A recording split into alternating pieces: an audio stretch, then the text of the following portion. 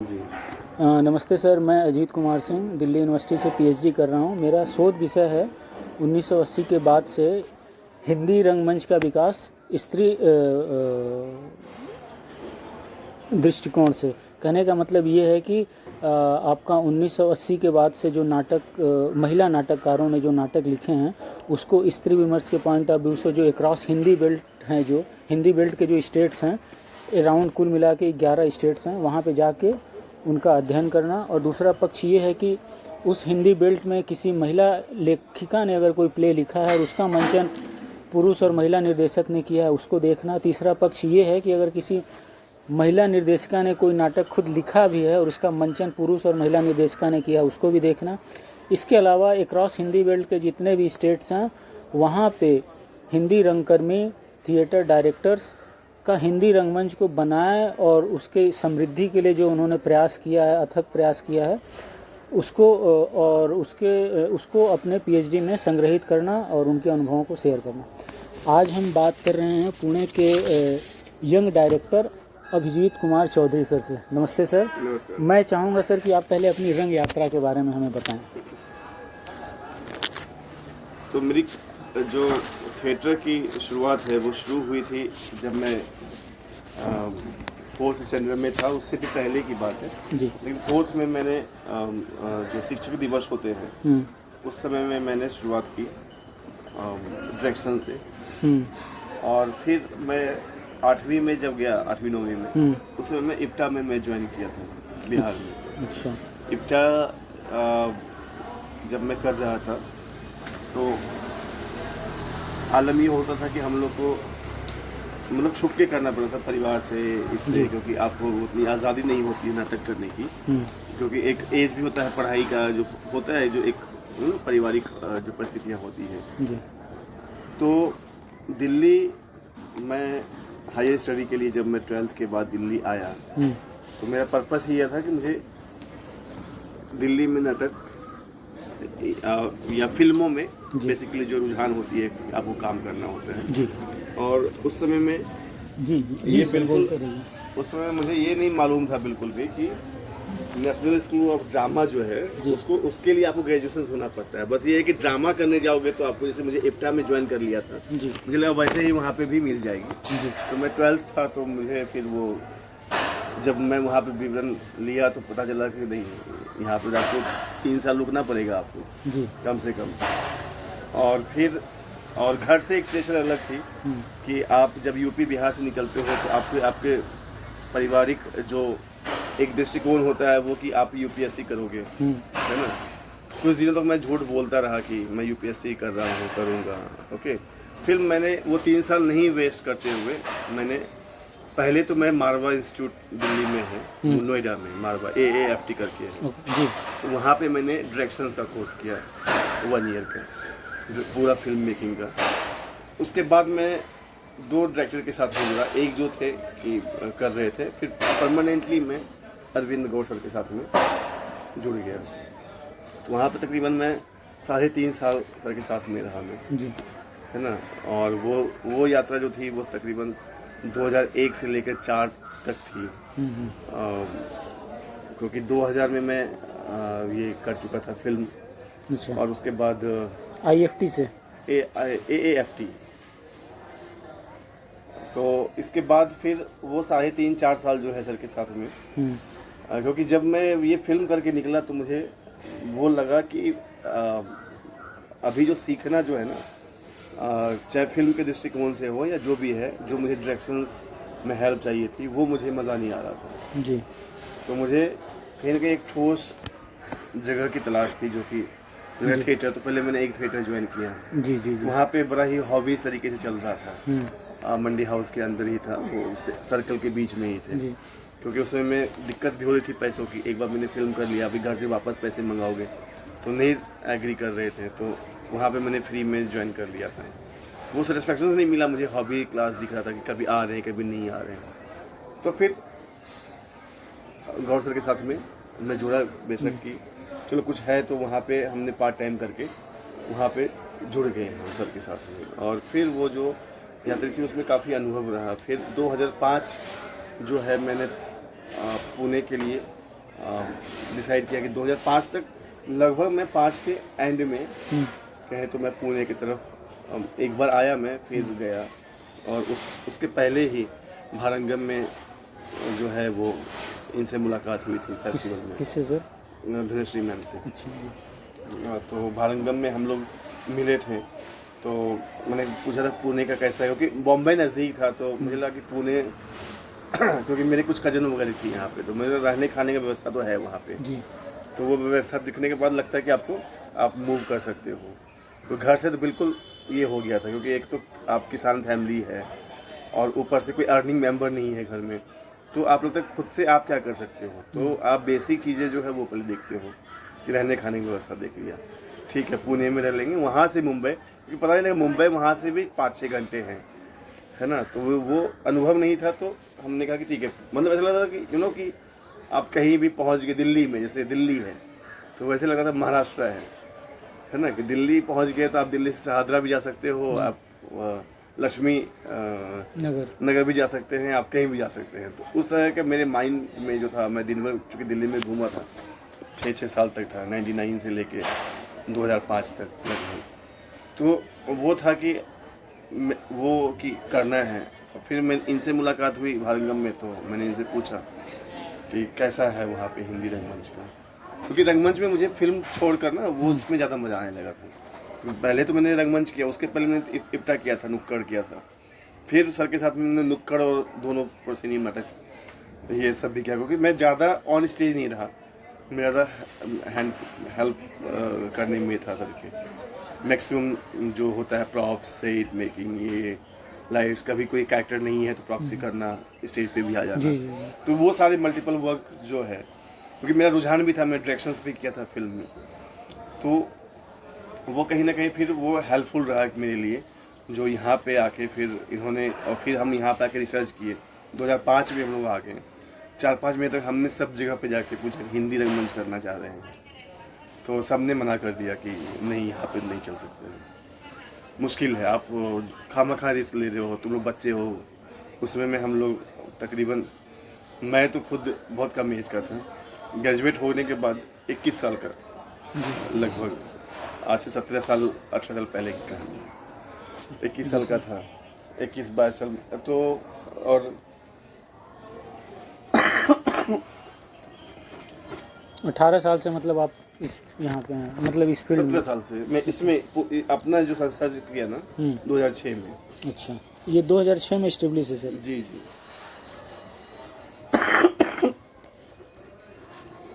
2005 में मैं मूव काफ़ी कर रहा था, मैं डीडी न्यूज़ के लिए रिपोर्टिंग करने चला गया था बिहार में, जूम के लिए मैं ब्रॉडकास्टिंग कर रहा था, जूम चैनल के लिए जी। तो मुझे जो AIFT से मैंने सीखा था ना, उससे मुझे वर्क मिल गए थे, काम मिल गए थे, मैं 6 महीने तक अच्छा पैसा अर्न कर लिया था, तकरीबन 1.5 लाख रुपए मेरे पास में हो गए थे, 18,000-19,000 रुपये सैलरी होती थी, और कुछ खर्चा ही नहीं था, क्योंकि आदत पड़ी हुई थी, वैसे घर से 1,500 रुपये आते थे, 2,000 रुपये आते थे, तो आदत तो उतनी में रहने की थी। लक्ष्मी नगर में रहता था मैं, पहले उत्तम नगर, फिर लक्ष्मी नगर, तो ये मिनिमलिस्टिक्स जो था ना, वो इससे वो का सेविंग हो गया, और एक लगा कि मैं मुंबई दिल्ली मूव कर सकता हूँ अपने पास में पैसे। और फिर हमने यहाँ पे बात करने के बाद काफ़ी सारे, फिर यहाँ पे हमने देखा कि यहाँ का कल्चर को मैंने हम लोगों ने, अब मतलब कि ये तो ऑलरेडी इन्होंने बताया, जैसे कि काफ़ी सारे हम लोग आप रिसर्च कर रहे हैं, वो रिसर्च हम लोग भी कर रहे थे जी। एक तरह से वो अलग ही तरह का PhD चल रहा था हम लोग का जी। तो और वो जाकर वहाँ पे देखा कि यहाँ पे कमर्शियल प्लेस बहुत ही ब्रिलियंट है, और मैं अपने नाटकों को देख रहा था, हिंदी नाटक को मैं सारा अनुभव कर रहा था पीछे, कि यहाँ पे वो कहीं ना कहीं धूमिल हो जाएगा, कैसे करना चाहिए, अभी तो ये मुश्किल है करना, है ना, क्योंकि कंपेरिजन में वो कर रहा हूँ। यहाँ पे कमर्शियल नाटक चल रहे हैं मैक्सिमम, इक्का दुक्का या 10-5 नाटक महीने में एक्सपेरिमेंटल शोज हो रहे थे, जो देख के कहीं ना कहीं आस लग रही थी कि यस हम भी स्टैब्लिश कर सकते हैं, हो सकती है। और फिर हम लोगों ने जिस तरह से कमर्शियल होता है सेट एडवर्टीजमेंट्स का, सेट हायर करने का, बाकी चीज़ों हायर करने का, वो कर लिया हम लोगों ने। एडवर्टीजमेंट्स लगाने, एक्टर्स रिक्वायर्ड, है ना, तो वो देखें तो काफ़ी सारे लोग जुड़े हैं, है ना, तो हम लोगों ने ऑडिटोरियम के वहीं पे हमने हमने वहाँ पे इंटरव्यू ऑडिटोरियम के पास में ही टी स्टॉल पे हमने बातचीत की, क्यों करना चाहते हो। वो एक प्रोसेस था, फिर एक्सरसाइज, फिर हम लोगों ने एक स्पेस पे हम लोगों ने काम करना शुरू किया उनके साथ में, और 2-3 महीने 2.5 महीने तक काम करने के बाद जी सर, हमने फिर वो हॉल बुकिंग वगैरह तो 3 महीने पहले ही कर लिया था। तो फिर डॉक्टर श्री राम लागू जी को बुलाया और फिर वो शो में आए। वो बोले कि नहीं करो, कोशिश करना चाहिए, वही होती है। एक ही व्यक्ति थे वो, और फिर एक जो हमारे ये हैं युवराज शाह सर, उन्होंने बोला कि मतलब करो, ये गुड आइडिया है। ओके, क्योंकि ये लोग मेरी मराठी पीपल हैं, लेकिन यहाँ पे क्या है ना कि आप जैसे आप देखोगे कि एकदम कोर मराठी कल्चर है। ओके, सो यहाँ की जो संस्कृति है इतनी अपने आप में इतनी विस्तृत है, इतनी बड़ी है कि आप उसको बीच में आके एडजस्ट नहीं कर सकते हो अपने हिसाब से, है ना, ट्यूनिंग नहीं कर सकते हैं। ओके, क्योंकि यहाँ पे ये स्पेस कैसे आपने अरेंज किया? हाँ वही है, तो हम लोग सर्च कर रहे थे। ओके, हम लोग कुछ रिहर्सल्स हम लोग टेकरी पे कर रहे थे। ये ऊपर टेकरी है उस साइड से, अच्छा, बहुत बड़ा टेकरी, यहाँ पे गुरुदत्त बैठा करते थे। अच्छा, और अच्छा। देवानंद वो ऊपर जाएंगे ना, बहुत ऊपर टेकरी है, इस अराउंड यहाँ से 1 किलोमीटर ऊपर हाइट पे है, और ये भी हम लोग हाइट पे बैठे हुए हैं। ओके, तो उस टेकरी को पीछे चारों तरफ से वो एरिया है। तो कॉलेज की तरफ से हम लोग जाते थे, एक वॉचमैन को हमने कुछ उनको बोला था कि मंथली देंगे आपको, तो उनके घर पे सामान रखते थे और हम लोग ऊपर जाके एक समतल जगह पे जाके हम लोग प्रैक्टिस करते थे। और 3 से 7 बजे तो हम उतर के फिर वॉचमैन का जो गार्डन एरिया था, वॉचमैन रूम होता है, हट था। ओके, आपको जो मिल जाता है कॉलेज के पीछे एक होता है ना क्वार्टर, आंगन क्वार्टर, तो वहाँ पे हम लोग करते थे फिर 7 से 9 तक। तो 3 बजे से लेके 7 बजे तक वहाँ करते थे टेकरी पे। उसके बाद हम लोग, तो वो भी खुश होते थे, बहुत ही अच्छे लगे थे। तो वहाँ पे हमने 2-2.5 महीने की। उसके बाद हम लोग सर्च कर रहे थे जगह किस तरह से कोई हमें दे दे, क्योंकि पहले तो काफ़ी सारे लोग थे जो बड़े बड़े लोग थे, हमने उनसे बात करी डायरेक्टली, तो बोलते क्या मजाक कर रहे हो। ओके, तो ये तो छोटे दिखते थे। ओके, और लगा था कि कोई पागलपन है कि आप हिंदी करना चाह रहे हो, क्यों करना चाह रहे हो, कोई इंटरेस्टेड नहीं है। और हमारे जहन में था कि हिंदी सिनेमा देखते हैं, हिंदी सीरियल देखते हैं तो जरूर चलेगा। और हिंदी, इस बीच में काफ़ी सारे ऐसे हिंदी प्रोडक्शंस मुंबई से आ रहे थे या दिल्ली से आ रहे थे। उसी समय में एनएसडी का भी एक प्रोडक्शन आया हुआ था, जो भारंगम पहले करती थी ना 3rd ईयर के बच्चों को, उसका टूर होता था पहले, अभी बंद किया हुआ उन्होंने पिछले 10 सालों से। लेकिन जो फाइनल ईयर के बच्चे होते थे ना, कम से कम 4-5-10 सिटी में तो करवाते ही थे वो प्रोडक्शंस। ओके, जैसे कलकत्ता हो गया, दिल्ली हो गया, मुंबई हो गया, पूना हो गया, जहाँ जहाँ पे बेल्ट है। तो वो प्रोडक्शंस भी देखने बहुत भीड़ उमड़ती थी।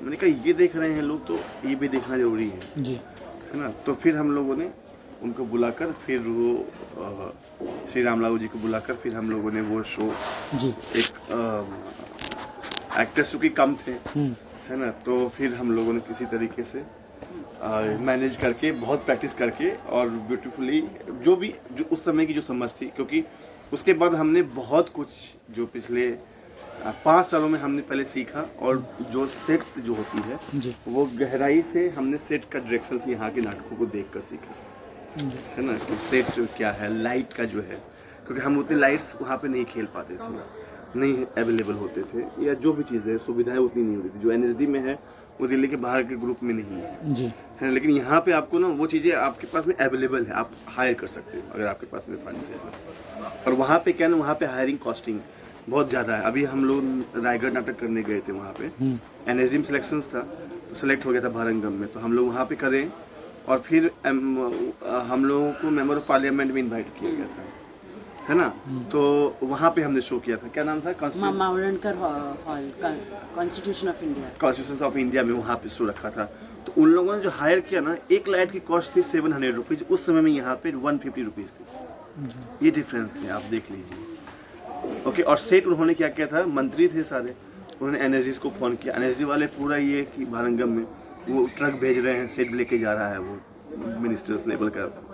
मैंने बोला हमको, हमारे पास में नहीं है, हम बिना सेट के भी कर सकते हैं, अगर आपके पास में है तो एनएसजी से कांटेक्ट कीजिए और उनसे मंगवा सकते हैं, उनके पास सेट बना हुआ, वैसे भी वेस्ट होने वाला है। तो ये सारी प्रोसेस थी।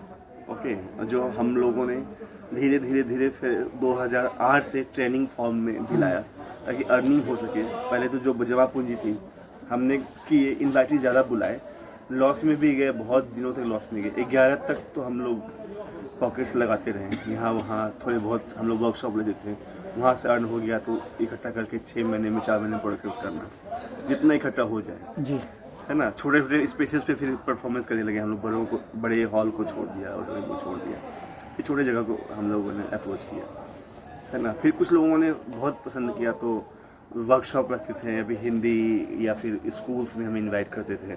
हम लोगों ने ऐसे काफ़ी सारे बच्चों के साथ में किया फ्री में जाके, ताकि एक तो होता है कि आपको थिएटर कहीं ना कहीं लगता था उस समय में कि पहले तो आप थिएटर को समझाना पड़ेगा, हिंदी थिएटर को, क्योंकि हिंदी थिएटर बहुत ही आपको कमज़ोर समझते हैं, क्योंकि आप यहाँ का जो रिचनेस है, क्योंकि चाहे बंगाल का जो है, क्योंकि हमने आगे कुछ बहुत सारी कहानी यहाँ पे अभी भी अच्छी अच्छी कहानियाँ लिखी जाती है।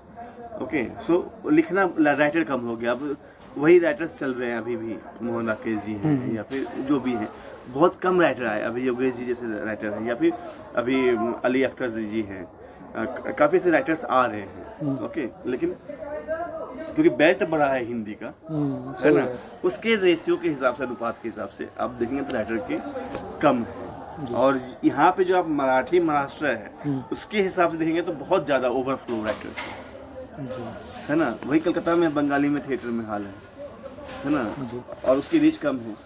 सो मैक्सिमम लोग खेलने वाले, तो हम लोगों ने क्या किया हुआ कि हिंदी नाटक जितने भी, कबीरा खड़ा बाजार हो, जो भी है नाटक, वो नाटक हम यहाँ के ऑडियंस को दिखाते हैं, और यहाँ के नाटक हिंदी अनुवादित करके अभी यहाँ पे क्या है ना कि काफ़ी ITs वाले आ गए हैं जी, है ना। पिछले 15 सालों में IT कंपनीज काफ़ी आ गई है ना, हमारे 1-2 साल के बाद ज़्यादा बढ़ने लगे लोग, और हिंदी बेल्ट काफ़ी निर्माण हो गया। अब उनको चाहिए था थिएटर शो, है ना, तो थिएटर शो अभी जितने लोग हिंदी कर रहे हैं यहाँ पे, वो सारे हमारे स्टूडेंट्स हैं या हमारे ही यहाँ से निकले हुए बच्चे हैं जो दूसरे थिएटर में जाके काम कर रहे हैं। जितने भी हिंदी शो पुणे में चल रहे हैं मोस्टली, है ना, इक्का दुक्का है कि मुंबई से आके कर रहे हैं, लेकिन मोस्टली लोग कर रहे हैं। अभी 4-5 ग्रुप बन गए हैं, ओके, जो कर रहे हैं, अच्छा काम कर रहे हैं जी।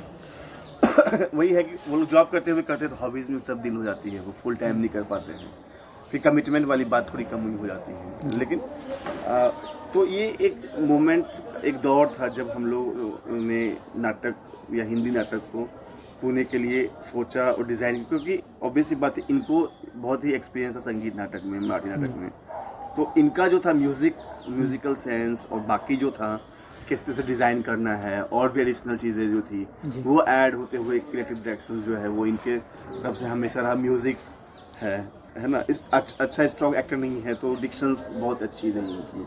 अभी भी इनसे बात करते तो लोगों को पता नहीं चलता कि मराठी है ना। तो वो एक सपोर्ट जो था ना, चाहे युवराज सर हैं, उन्होंने ये फिर हम लोग यहाँ इनके पास में आए तो इनसे पूछा तो बोले कि अरे बहुत ब्यूटीफुल आइडिया है, और फिर उन्होंने ये मंच दे दिया, और ये उस समय छोटा मंच था। तो यहाँ पे ये मंच है सामने, आपको दिखाता हूँ। बहुत सेटअप भी है, अभी तो हम लोग बहुत बड़े नाटकों का सेट बना के रखते हैं, 10 हाउस रख रहे हैं।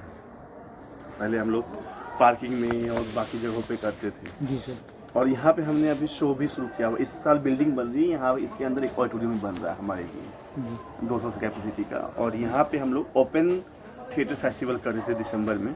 इस बार बिल्डिंग बन रही है इसलिए इस बार कैंसिल किया है। तो सर जो थे, युवराज सर जो हैं, वो उन्होंने बहुत ही हम लोग को ये जगह, आप देखें सेंटर ऑफ द जो है ना, हार्ट ऑफ द सिटी है, सेंटर ऑफ द सिटी है, ओके। और यहाँ पे आपको मिलेगा कि हम लोग यहाँ पे ऐसे, फिर लोगों को लगा कि यस, तो हम लोगों ने ऐसे प्रोडक्शन दिखाए तो लोगों को लगा कि यस, एक NSD के जैसे प्रोडक्शन, आषाढ़, ये वो सारी जो प्रोडक्शंस थी वो आने लगी, लाहौर, ताजमहल, ऐसे प्रोडक्शंस हम लोग करने लगे कि जो लगे कि आप हिंदी थिएटर बाहर नहीं रह रहे हो, दिल्ली से बाहर। अगर आपको वीकेंड में थिएटर देखना है, वही था कि वीकेंड में, हर एक वीकेंड नहीं, हम 3rd वीकेंड में टारगेट करे थे, 2 वीक छोड़ के एक प्ले शो करना शुरू कर दिया है ना जी सर। अच्छा मीटिंग हम लोग उधर जाएंगे।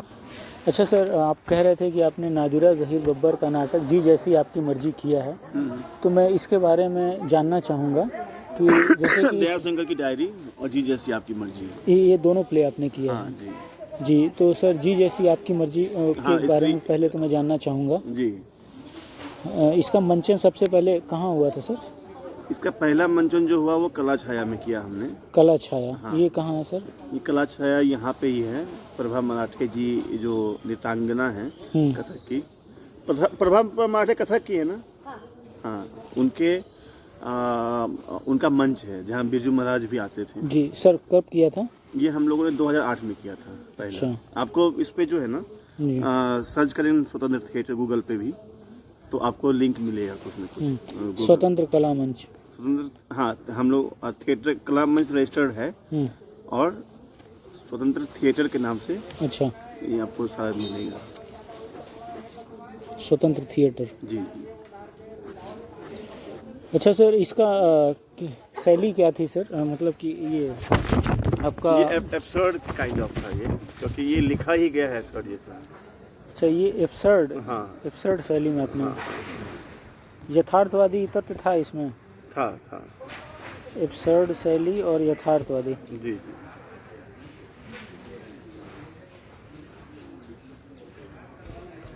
अच्छा सर, इसमें मंच परिकल्पना आपने कैसे की थी, जैसे कैसी है इसमें? हाँ, इसमें हम लोगों ने ना कुछ जैसे अभी अपने फ्रेम्स देखी वहाँ पे, फ्रेम्स थे और प्लेटफॉर्म्स थे। Frames and platforms. हाँ हाँ। और प्रॉप्स क्या यूज़ था सर? प्रॉप्स में बहुत कुछ नहीं था, क्योंकि ये नाटक जो है जी जैसी आपकी मर्जी, खुद इतने मतलब कि क्या बोलते हैं, इतने डायलॉग उसमें हैं जी। इतने संवाद इतने स्ट्रांग है ना जी सर। कि आपको जगह ही बहुत कम देती है वो आपको जी प्रॉप्स रखने की। जी। बहुत लिमिटेशंस है। अभी मुझे वो सोचना पड़ेगा जी sir, limited props. Limited props थे। जी सर। अच्छा सर, इसमें सिंबॉलिक रूप से कुछ आपने प्रयोग किया था इसमें? सिंबॉलिक रूप से अगर देखा जाए तो सिर्फ एक पिंजरा था। पिंजरा। पिंजरा हमने यूज़ किया था। जैसे होता है ना कि कहीं न कहीं बंधा हुआ होता है इंसान। हाँ, अच्छा। जैसे पंछी बंधे होते हैं। शुरू में हमने ऐसा रखा था। सेकंड उनका 4 एक्ट है उसमें, 4 लड़कियों का ये है ना, एज वाइज। पहले यंगर है, उसे फिर थोड़ी बड़ी, और फिर बीच में एक एजेड आती हैं, उसके बाद लास्ट में जो है वो एक नवविवाहिता पंजाबी फैमिली पंजाबी गर्ल की कहानी है। जी सर। तो ऐसे 3 कहानियां हैं, 4 कहानियां हैं, है ना, और जो सब एक दूसरे से इंटरलिंक्ड है। कहीं न कहीं सबका जो एक दुविधा है ना, और वो एक जो कसा हुआ है वो एक कहीं न कहीं एक पिंजरा है जो मुझे इमेजिन हुआ था। बाकी अलग अलग राइटर्स को अलग अलग तरीके से होता है। जी।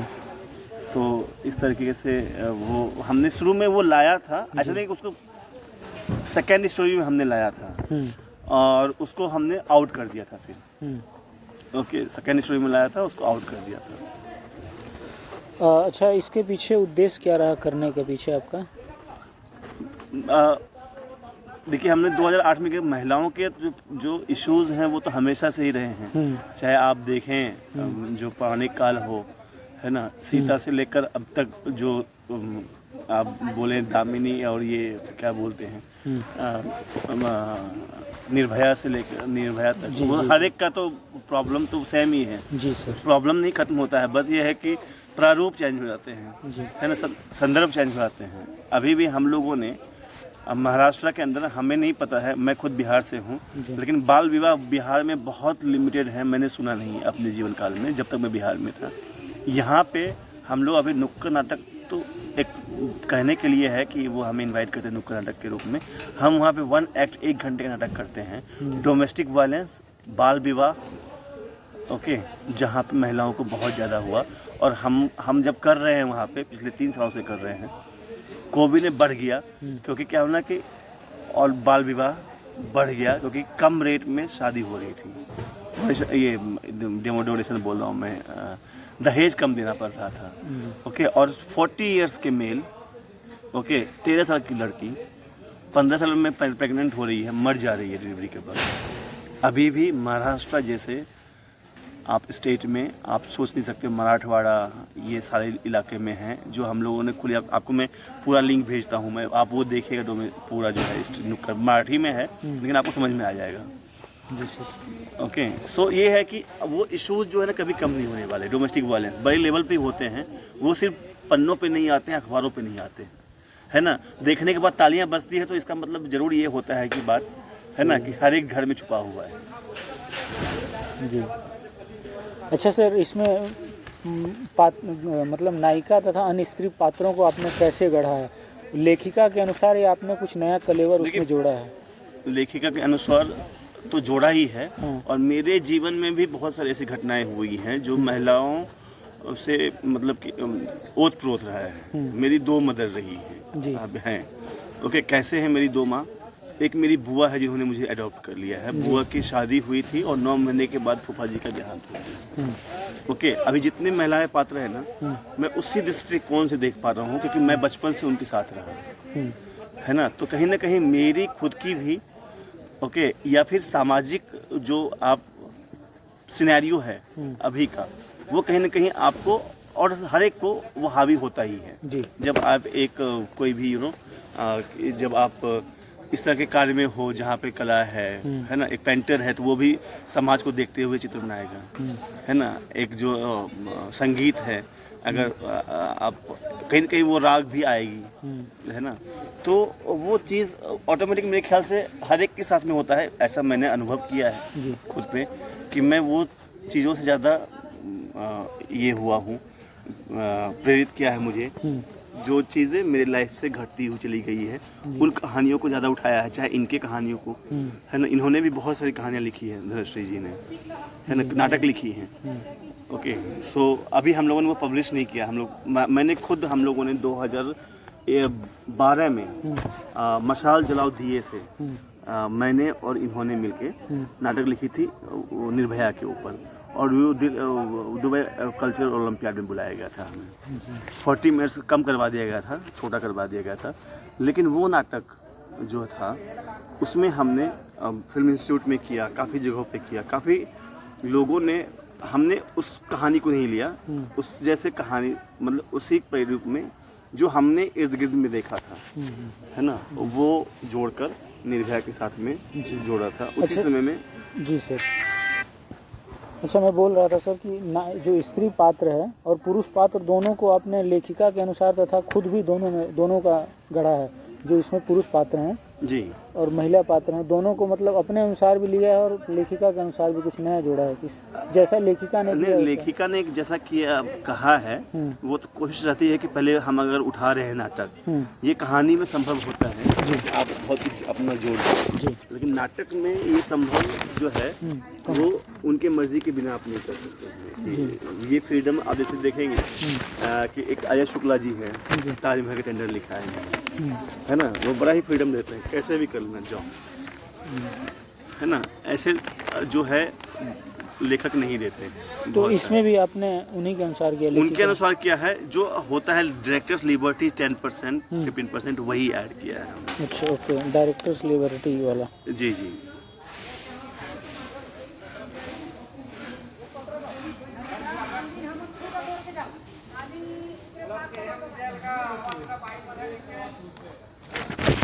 जी सर, अगला सवाल है सर, चरित्रों के संवाद कैसे रहे हैं? चरित्रों के संवाद का स्वरूप कैसा रहा है सर?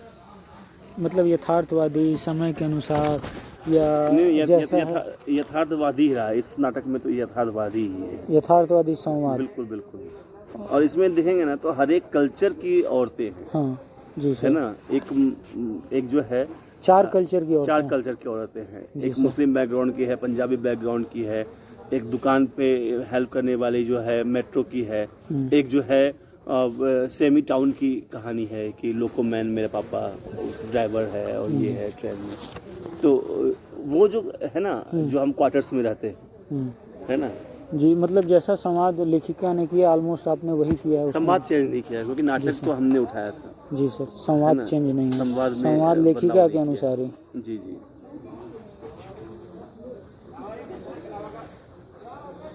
और काल इमोशंस के अनुसार ही हैं, जैसा है भाषा, मतलब किरदार के अनुसार, समय के अनुसार।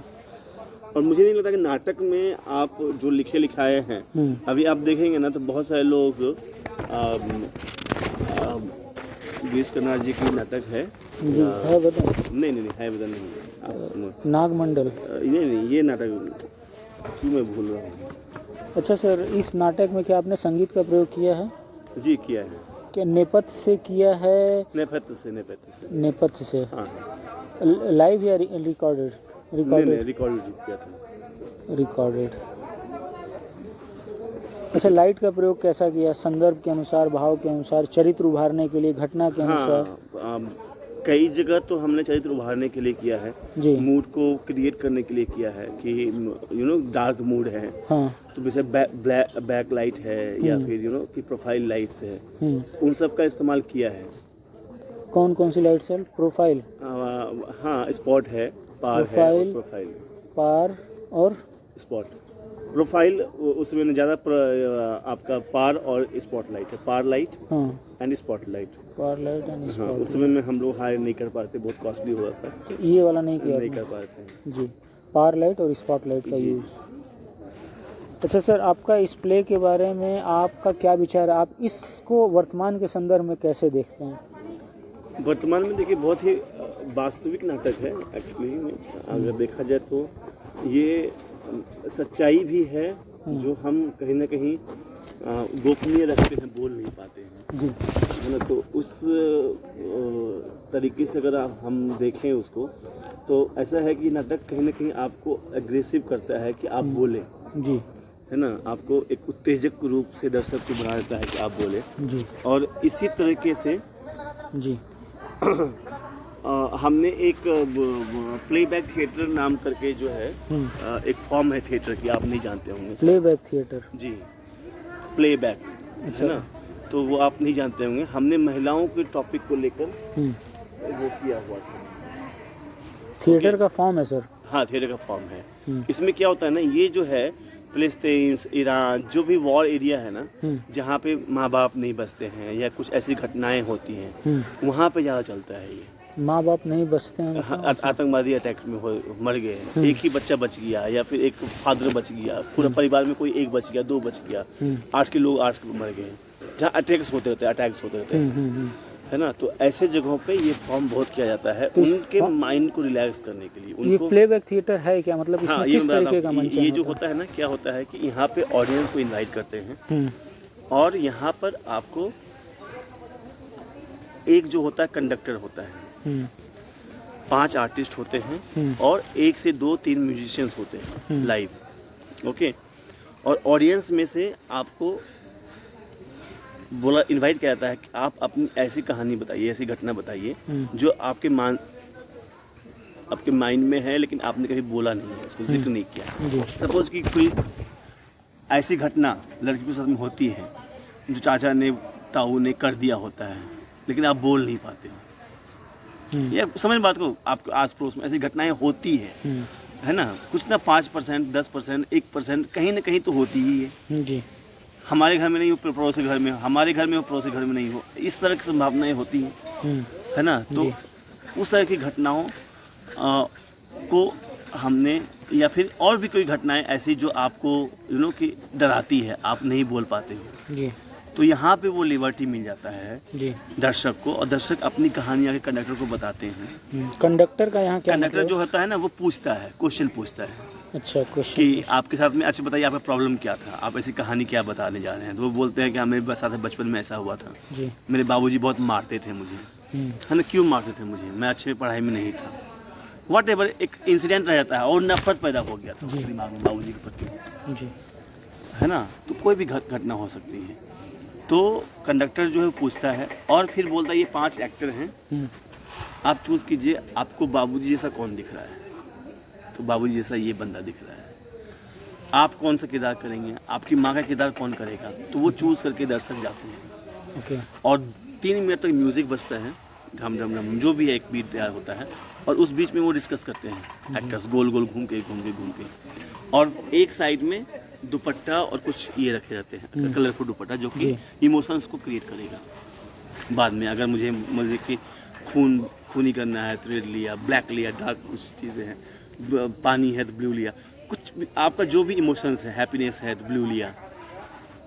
तो वो लेने के बाद आप जो है डिस्कस करने के बाद आप वो दुपट्टा सेलेक्ट करते हो कैरेक्टर के अनुपात से, और फिर आप मंच पे शुरू करते हो।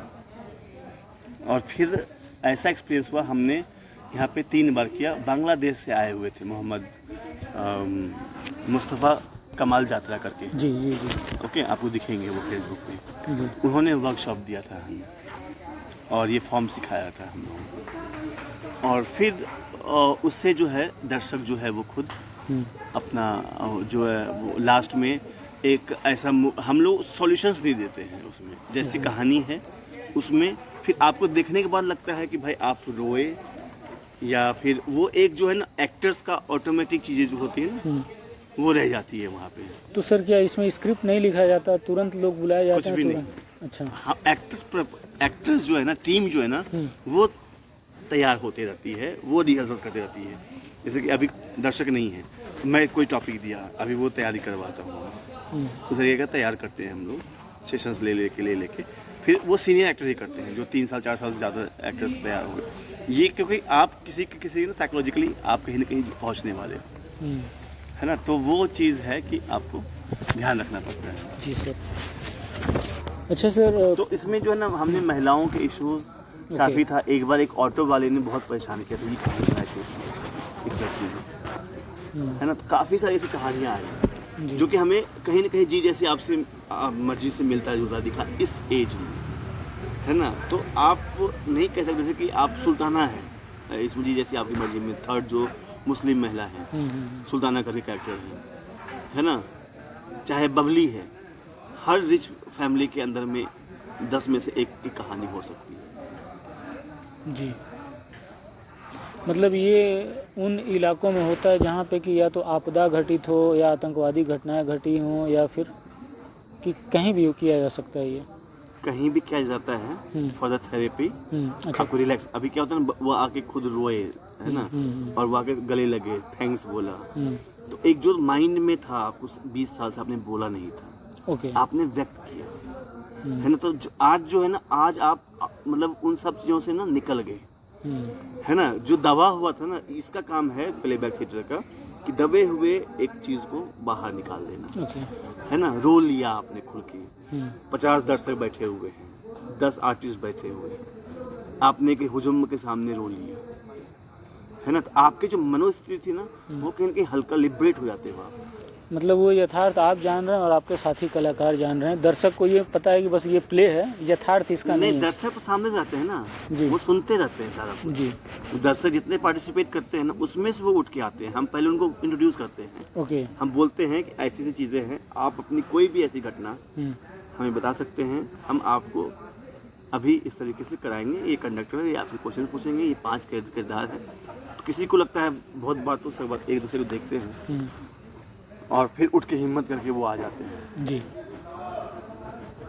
तो बहुत ही बेहतरीन फॉर्म है आपको लिबरेट करने के लिए, आपके अंदर में जो दबी हुई एक नेगेटिविटी थी, जो आप बोल नहीं पा रहे थे, आपने पेरेंट्स से नहीं बोला, आपने दोस्तों से नहीं बोला, अपने पति से नहीं बोला, अपने बॉयफ्रेंड से नहीं बोला, और आज आपको एक मौका मिला और आप खुल गए, तो क्या होता है ना कि फिर आपको एक लिबर्टी मिल गई, आप कहीं भी फिर बोलेंगे। जी, है ना। तो एक जो जकन साइकोलॉजिकल एक जो ब्लॉकेज था ना, वो कहीं ना कहीं ओपन हो गया, क्योंकि तो पर्पस है थेरेपी की, this kind of therapy.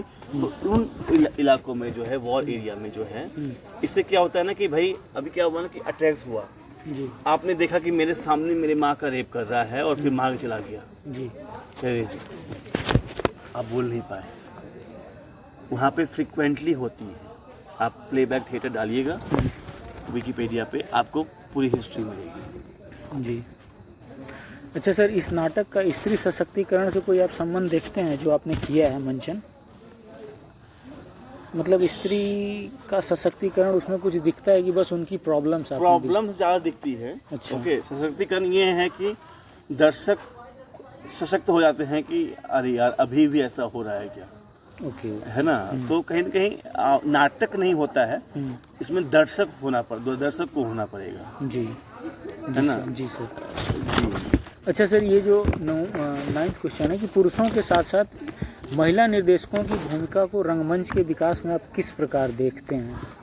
Creative है, बहुत ज़्यादा, बहुत ज़्यादा क्रिएटिव है, बहुत ज़्यादा। महिला निर्देशक जो हैं वो पुरुषों की अपेक्षा जो है ना, जिस तरह से घर संभालती हैं, जिस तरह से, है ना, बच्चों को जन्म देती है, है ना। तो उस तरीके से ही जो है महिला जो डायरेक्टर हैं उनका मैंने देखा है कि किस तरह से वो ना बारीकियों पे ज़्यादा ध्यान देती है। जी, बारीकी। हाँ, जैसे कि कहीं न कहीं मैं खुद कंपेयर करता हूँ तो अपने आप से ही कई बार बारीकियाँ छूट जाती हैं जी, है ना। चाहे वो काफ़ी सारे आयाम होते हैं, जैसे चाहे वो कॉस्ट्यूम्स हो, चाहे वो लाइट्स हो, क्या यहाँ पे इस तरह का लाइट आ सकता है क्या? ये सवाल जब आता है, हाँ बिल्कुल आ सकता है जी, है ना।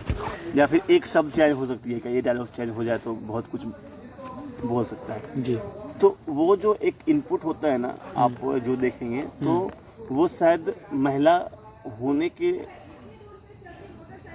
मतलब महिला है इसलिए वो शायद निकल पाता है, क्योंकि वो महिला दृष्टिकोण से देखती है चीज़ों को जी। तो बारीकी, एक तो ये बारीकी पर ज़्यादा ध्यान देते हैं। दूसरा सर? दूसरा आप देखेंगे तो बड़ा ही क्या बोलते हैं जी, टाइम भी बहुत ही परफेक्ट रहता है, टाइम टेबल वगैरह। अच्छा, टाइम कमिटमेंट जो होती है ना, टाइम कमिटमेंट। हाँ, अगर आप प्योरली थिएटर फॉर्म में हैं तो आपको वो टाइम, मुझे लगता है ना कि वो, क्योंकि उनको बहुत चीज़ मैनेज करना पड़ता है। तो अगर उन्होंने थिएटर में 5 घंटे दे दिया है समय, तो बोलेंगे 5 घंटे में शार्प टाइम पे आ जाएंगे। मेल को ना घर पे जाके भी वो लेट भी आ सकते हैं जी, है ना। और उनको लेट की अनुमति में भी अभी भी नहीं है जी, है ना। बड़े शहरों में हो सकती है जी, लेकिन अभी भी नहीं है। तो वो चाहती हैं कि टाइम के पहले आके हम काम अपना जो है समाप्त करें। तो बहुत ही जी सर, उससे क्या होता है, प्रोडक्शंस में बहुत ही ज़्यादा जी, आपको सुविधा हो जाती है ना। जी, एक जो क्या है ना कि हम कहीं ना कहीं बोलते हैं कि भारतीय जो वो टाइम को रिस्पेक्ट नहीं करते हैं, तो वो जो एक चीज़ें है ना, जी, वो बड़ा ही उनका टाइम टेबल परफेक्ट होता है जी, इनहेरिटेंट है ना। वो ये है कि मेमोरीज जो है और जो डिक्शंस है ना, वो मैंने देखा है कि जैसे कि मैं खुद बिहार से हूँ तो मेरी शायरा की प्रॉब्लम, अगर मैं एक्टर प्रोसेस में नहीं हूँ तो छूट जाती है अभी भी। उनकी अगर वो उस एरिया से भी बेल्ट से है तो उनकी अच्छी रहती है वो, क्योंकि वो मे बी शार्प लिसनर हैं, या लगता है अपॉर्चुनिटी कम मिला है तो उसको ग्रैब कर लो। और हम लोग लेट बैक करते हैं उसको कि जाने दो यार, हो जाएगा, कर लेंगे। तो वो जो है ना कहीं प्रोडक्शंस को बहुत ही रिच बनाता है। प्रोडक्शन ज़्यादा अच्छा, मतलब एक तरह से। हाँ जी, अभी हम लोग यहाँ पे ही गए थे IIT रुड़की में, तो काफ़ी सारी महिलाएं लड़कियाँ थी जो डायरेक्शंस में थी जी, और बहुत ही अच्छे से प्रोडक्शंस किया था। जी, जी सर, एक मिनट सर इसको। हाँ सर, तो अच्छा, अगला सर ये है कि आपने इस नाटक में मंचन में लेखिका के मूल आलेख से नया क्या किया है? कुछ किया है कि ऐसे एज इट इज़ है? नहीं, मुझे तो अभी मैंने लास्ट इसको 15-16 में किया था जी, मूल आलेख से। इस समय में अगर देखा जाए तो बहुत कुछ अलग नहीं किया है मैंने जी, है ना। क्योंकि मैंने मेरा संवाद युक्त है ना, क्योंकि सीन वाइज नहीं है। एक कैरेक्टर आता है तो वो सबका किरदार कर रहा होता है जी, है ना। तो उसी में जो अगर देखें, लेखिका ने इतना स्ट्रांगली लिखा है ना कि उसको अगर आप सपोज कि दादी का किरदार है, दादी की तरफ बोलती है वो, जी, जी, जी, है ना। तो ये तो हिंट नहीं दिया गया है, लेकिन हमने वो किया है, अभी सभी डायरेक्टर करते ही होंगे जी, है ना। पति है, आए बबली तो मेरे बेड पे आएगी, तो वो जो है वो जितने भी पात्र आए उस जीवन में तो सोलो ही कर रही है, उन सबको उन्होंने मंचित किया है वहाँ पे। कभी उसको कमर पे बांध के, मूछे ला के, पीछे छुट्टियाँ यहाँ पे ला के, बबली तू तो मरी हुई मछली की तरह लग रही है, तेरे साथ सेक्स करना है। तो इस टाइप के जो डायलॉग्स थे ना, तो उनको उस तरीके से करवाया है। और फिर मैं बिस्तर पे आ गई। So this is the flavour. अभी पता नहीं, मैं दूसरे का नहीं देख पाया, सॉरी, क्योंकि ये मंचन जो है मुंबई में होते हैं जी, जी। और बहुत पहले उनकी बेटी करती थी,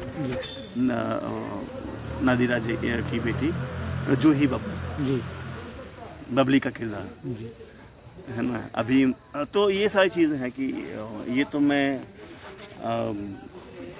यही था कि जो मैंने चेंजेस किए थे कि किरदार को बस ये है कि एक्टर्स के बलबूते जितना कर पाए हम लोग, क्योंकि डायलॉग से इतनी स्ट्रॉन्ग इमीडिएटली स्विच हो रहा है, 3 डायलॉग्स के बाद ना कोई दूसरा किरदार आ जा रहा है, उसका फ्रेंड आ गया, फ़ोन आ गया, हेलो हाँ कपूर साहब है क्या, अरे बबली जी बोल रहे, नमस्कार भाभी जी।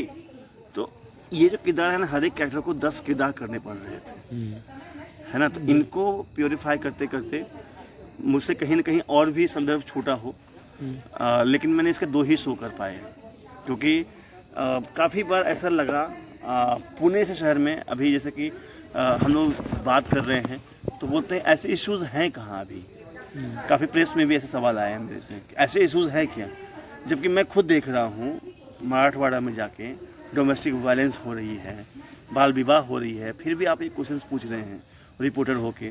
तो मुझे क्योंकि क्या है ना कि अभी शो ठीक है, हम लोग यहाँ पे असाइनमेंट के तौर पे तो हम काफ़ी बार कर चुके हैं, बट जो पब्लिक है वो हमने 2 से 3 ही बार किया है। एक बार FTI में किया, कला मंच में किया, कला छाया में किया, और एक बार होम इस पे फेस्टिवल में किया था। 3 बार हमने दर्शक को दिखाने के लिए 3 ही शो कर पाए थे हमने जी। कला छाया और सर, और स्वतंत्र कला मंच पर, और film institute, film and television institute of India, स्वतंत्र कला मंच और फिल्म FTII एक ही है पूरे अपने। AAF नहीं ये तो मैंने सीखा हुआ है, ये फिल्म इंस्टीट्यूट यहाँ का जो पुणे का, जहाँ से जया बहादुरी क्या है हाफ इस FTII film television institute of India. FTII yes ji.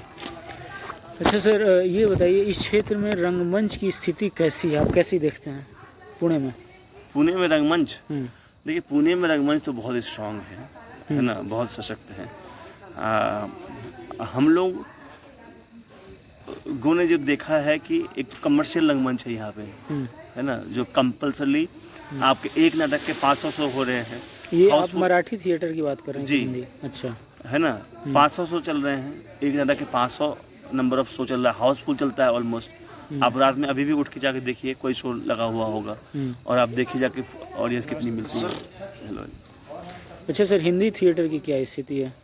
Hindi theatre में तो मैंने आपको शुरू में भी बात की कि हिंदी थिएटर में जो है अभी भी उस तरीके का जो प्रोडक्शंस है ना, वो अब फिल्म टेलीविजन इंस्टीट्यूट के जो बच्चे हैं उनका प्रोडक्शंस होता है हिंदी में, तो काफ़ी सारे ऐसे आते हैं। नौटंकी भी किया है इन्होंने, तो काफ़ी, क्योंकि बाहर से आते हैं, कभी NSD से फैकल्टी, कभी जो फेमस फैकल्टीज़ हैं इंडिया के अंदर या आउट ऑफ इंडिया, लेकिन आउट ऑफ इंडिया तो अलग लैंग्वेज में होती है, लेकिन हिंदी जो करवाते हैं, अभी रामदयाल शर्मा जी को पता होगा आपको, नौटंकी करवाते हैं, उनके बेटे देवेंद्र शर्मा हैं, उन्होंने करवाया था। फिर अजय कुमार जी का बड़ा भांड, तो बड़ा भांड आपने सुना होगा जी। विकसित हो रहा, मतलब आप ये बोल रहे हैं कि हिंदी थिएटर यहाँ पे तो पहले से चल रहा है। फिल्म एंड टेलीविजन इंस्टीट्यूट जो है ना, वहाँ पे साल में एक बार उन बच्चों का होता है नाटक, वो तो चल रहा है। अभी हम लोग जिस तरह से मूवमेंट कर रहे हैं, एवरी मंथ 3-4 प्रोडक्शन देखने की कोशिश कर रहे हैं, और कुछ हमसे निकले हुए कुछ और भी लोग हैं, और कुछ प्रोडक्शन मुंबई से आ जाते हैं, जैसे कि काफ़ी सारे ऐसे प्रोडक्शन बीच में घूम जाते हैं, 3 महीने में कोई प्रोडक्शन आ जाता है। अभी कुछ मराठी थिएटर ग्रुप भी हिंदी में करने लगे हैं। ओके, क्योंकि हिंदी ऑडियंस जनरेट हो गई है ना, बढ़ गई है ना, और तो काफ़ी ऐसा है कि एक जो पिछले अगर देखेंगे 15 सालों में काफ़ी हिंदी का एक स्थान जो है 30% वो अपना ले चुका है ना, 20 से 30% वो जगह बना कर रखा है। बस ये है कि नंबर ऑफ शोज़, अभी हम लोग हैं 4 शोज़ 5 शोज़ मैक्सिमम कर पाते हैं एक महीने में, मैक्सिमम कर पाते हैं। रेगुलर करेंगे तो प्रोडक्शन कॉस्ट निकलना बहुत मुश्किल हो जाता है। और फिल्म इंस्टीट्यूट है, वो साल में 1 या 2 शो करती हैं फिल्म इंस्टीट्यूट, हाँ, जो FTII है ना। और ऐसे ही काफ़ी सारे ऐसे संस्थाएं हैं, बड़े बड़े संस्थाएं हैं, जो एक आध कभी उठ के कर दिया, वो फिक्स नहीं है कि कर पाएंगे। बाकी काफ़ी ऐसे ग्रुप्स निकले हुए हैं, जैसे मैंने बताया पहले कि हम लोगों से भी निकले हुए, हम लोगों से मैक्सिमम लोग जो हिंदी में अभी कर रहे हैं नाटक, और जो यहाँ के ग्रुप जो है हिंदी को बुलाते हैं, वो हम लोग को टारगेट करते हैं कि वो बच्चे पास आउट हुए हैं जो हमारे निकले हुए हैं, तो वो सब रहते हैं जी। तो इससे क्या होता है, प्रोडक्शंस के लिए तो आपको अल्टीमेटली एक्टर्स चाहिए जी, तैयार एक्टर चाहिए, अनुभवी चाहिए। मतलब हिंदी जैसे वो आपका मराठी थिएटर है उतना तो नहीं डेवलप हो पाया, लेकिन नहीं अभी देखिए तो 25-30% ही है ये, है ना, इसकी उपस्थिति जो है ना बहुत ज़्यादा नहीं, क्योंकि यहाँ के शो के हिसाब से आप देखेंगे ना तो आपको उससे कंपैरिजन करना पड़ेगा। मराठी थिएटर की जी। तुलना में। अभी हम लोग 16-17 को 4 नाटक कर रहे हैं इस महीने में, जी, है ना।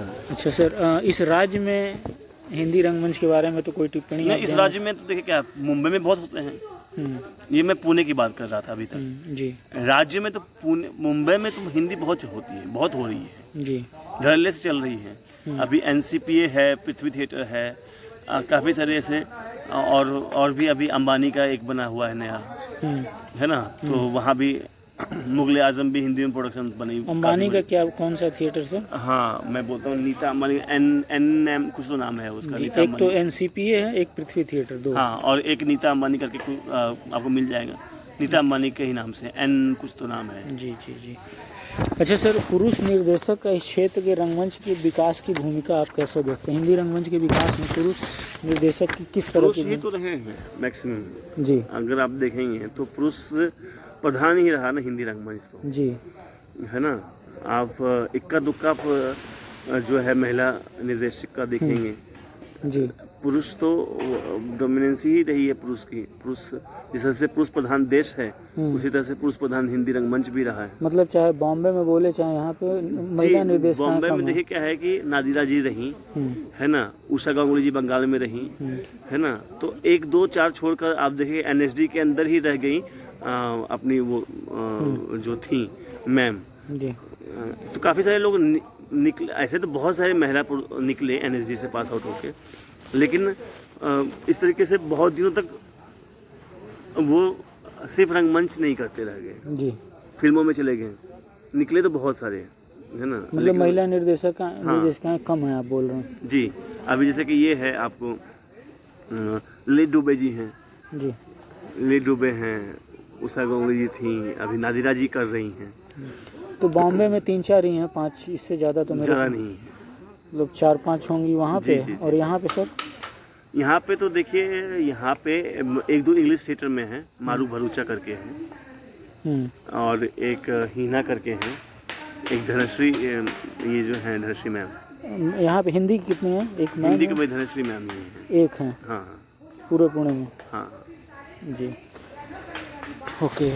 अच्छा सर, तो आपने मतलब इस क्वेश्चन का भी बोल दिया, महिला निर्देशकों का इस क्षेत्र के रंगमंच में विकास में कोई विशेष भूमिका तो हिंदी रंगमंच के विकास में हाँ वो ज़्यादा बता पाएंगी, जी क्योंकि देखिए क्या है कि हिंदी के लिए विकास में हम देखेंगे तो यहाँ पे बहुत बड़ा योगदान रहा। ये जो पुणे में हिंदी कल्चर आया, अगर इनकी हेल्प की बिना मुश्किल था। तो जिस तरह से पुणे में हिंदी रंगमंच को लाने में धनश्री हेबलिकर जी का बहुत बड़ा योगदान रहा पुणे में, क्योंकि अगर सहयोग नहीं मिलता शायद हम यहाँ पे नहीं बच पाते, है ना। तो और साथ में साथ कदम चल कर, क्योंकि क्या है ना कि आप कहीं भी जाओगे तो मराठी में बात करनी है, आप कहीं भी जाओगे तो कुछ भी करना है तो धनश्री मैम ना सर? जी जी। तो और फिर निर्देशन, फिर बच्चों का रंगमंच हिंदी में, है ना। तो वो सब अभी डायलॉग राइटिंग, फिर नाटक लेखन में इन्होंने, हम लोगों ने छपाया नहीं बुक, लेकिन कम से कम 20 नाटक इन्होंने लिखे हैं जी, है ना, सिर्फ छपाया नहीं है हमने। अच्छा सर, नायिकाएं तथा अन्य महिला पात्र हिंदी थिएटर में कैसे आ रहे हैं? आप भागीदारी कितनी है उनकी? हमारे यहाँ पे तो देखिए कि एक समय था कि सिर्फ धनश्री जी थी, उसके बाद ऐसा हुआ कि 60% महिला एक्टर आ गई थी। अभी भी आप देखेंगे हमारे यहाँ पे 10 महिलाएं हैं और 30% रेशियो है मेरे थिएटर हिंदी थिएटर पुणे में। पुणे हिंदी थिएटर में आपके में? जी।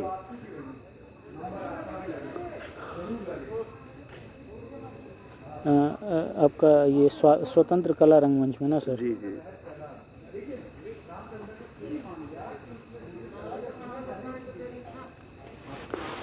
मतलब आप यहाँ पे जो आ रही हैं कम आ रही हैं, बाकी लोगों का मैं देखता हूँ तो ये है कि ऑडिशंस निकालते हैं, फिर वो समय काल के लिए आते हैं, एक समय सीमा के लिए, फिर वो निकल जाते हैं। वर्कशॉप के माध्यम से आते हैं तो वो वर्कशॉप तक में ही 2 महीने 3 महीने के लिए जो भी लोग करते हैं वो निकल जाते हैं जी। लेकिन जी सर। अच्छा, महिला निर्देशकों के आने से नाट्य वस्तु में कोई परिवर्तन आपको दिखाई देता है? नाट्य वस्तु हाँ, कहानी के कलेवर में, कहानी में, या कहानी किस तरह की? बिल्कुल बिल्कुल बिल्कुल। देखिए, एक तो चीज़ है ना कि आप देखें ना कि इमोशनल एंगल जो ममतत्व है ना, वो कहीं ना कहीं आपको ज़्यादा दिख के आएगा। जी। है ना कि जिस तरह से घर का बिहेवियर होता है ना, वो कहीं न कहीं कला मंच में, रंगमंच में आ जाता है। जी। है ना, तो एक जो क्या बोलते हैं, जो क्रिएटिवनेस का जो दायरा है ना, वो बढ़ता है आपका। जी। कलात्मक दृष्टिकोण जो है ना, वो बढ़ता है आपका। जैसे कि मैंने पहले भी बात की थी कि रंगमंच को आप जब तक अपने अनुभवों के साथ, है ना, अपने वास्तविक चीज़ों के साथ नहीं जोड़ते हैं, तब तक रंगमंच जो है ना, आपको आधा अधूरा लगेगा। जैसे अभी देखेंगे आप, तो हम लोग सुबह तकरीबन 2 शिफ्ट में काम करते हैं। एक तो 5 बजे काम करते हैं, सुबह 5:30 बजे आते हैं, घर से निकलते हैं, 6 बजे से कॉल टाइम होता है हमारा यहाँ पे, ड्यूरिंग द प्रोडक्शन टाइम। सिर्फ क्लास में नहीं, अभी नहीं, अब हमारा जैसे कल से शुरू हो जाएगा। सुबह 6 बजे से कॉल टाइम है, 9 बजे तक। उसके बाद ऑफिस जाएंगे, कॉलेज जाएंगे बच्चे, और फिर शाम को 6 बजे से लेकर रात के 10, साढ़े 10, 11 बजे तक। तो ऐसे करके इनसे 7 से 8 घंटे का हम लोग प्रोडक्शंस के समय में, हर एक महीने के 15 दिन ऐसा रहता है हमारा सिस्टम। तो हमने क्या किया ना कि अभी यहाँ पे जितने भी संस्थाएं हैं, थिएटर ग्रुप्स हैं, वो क्या करते हैं ना कि प्रोडक्शंस जो बनाते हैं, वो एक कंफर्टेबल जोन में बनाते हैं। जी। लाइक 2 दिन रिहर्सल किया, 1 दिन का ब्रेक कर दिया। हम लोग करते हैं ना कि जो गैप्स है ना, उसमें काम करते हैं। लाइक कि सब सुबह में सोते हैं, सुबह में आना शुरू करो, चलो टाइमिंग कम कर दो। तो ये सब चीज़ें जो है ना कहीं महिला निर्देशन का एक वसूल भी आया, उसकी वजह से, उनके वजह से एक रूटीन भी आया कि लड़कियां हैं, जैसे ठीक है मॉर्निंग में जाने दे देंगे आपको, है ना। बहुत सारे ऐसे हैं कि झूठ बोल के भी आते हैं रंगमंच में, तो आपको घर से बोलेंगे कॉलेज जा रहे हैं 6 बजे, है ना। तो ऐसा भी हो जाता है, क्योंकि हमने खुद घर में झूठ बोला है बहुत दिनों तक कि थिएटर कर रहा हूँ मैं यहाँ पे। जी। तो वो एक चीज़ें हैं कि आपको देखिए, रंगमंच के लिए तो हमेशा एक जद्दोजहद रहेगी, खास करके लड़कियों को थिएटर में आने के लिए। और पुणे में आपको पता है क्या, पुणे का ऐसा स्ट्रॉन्ग कल्चर है कि हर घर में एक बच्चा जो है ना, कोई न कोई कला में इन्वॉल्व है, चाहे वो संगीत है, नाटक है।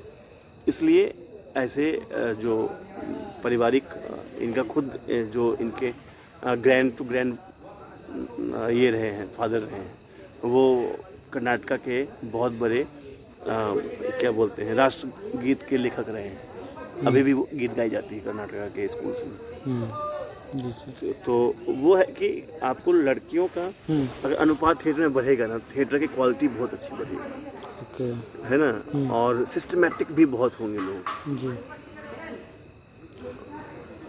एक बड़ा ही अच्छा डायलॉग है मुझे अमृता चाहिए में कि औरत क्रिएटिव का सूत्रधार है। योगेश त्रिपाठी जी का बहुत ही अच्छा लिखा है उन्होंने। अच्छा सर, सरकार का इस क्षेत्र में रंगमंच के विकास में कोई योगदान आप देख रहे हैं? देखिए, रंगमंच